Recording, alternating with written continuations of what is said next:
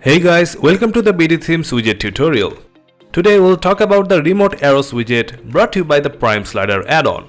To demonstrate the widget, we used a slider widget while turning off its native navigation option.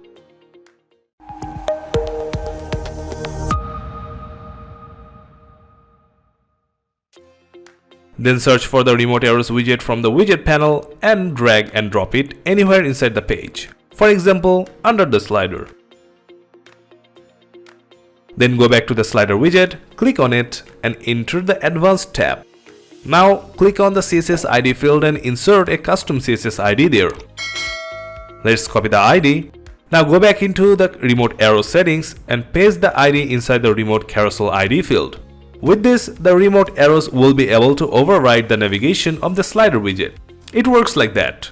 Again, inside the settings, you'll be able to choose an arrowhead icon style from the 23 predefined arrowheads. Also, the next and previous button texts are editable. Then from the Style tab, you'll be able to change the arrows alignment, typography, and space between arrows as well as text and icon. You'll find color settings for both arrow text and background. The color settings are also available for hover modes to create a hover effect. Not to forget border and box shadow options for the arrows. That's all for the Remote Arrows widget. The beauty of this widget is the capability to override the navigation of any slider or carousel type widget or elements on your site. Feel free to use it to enhance your user experience.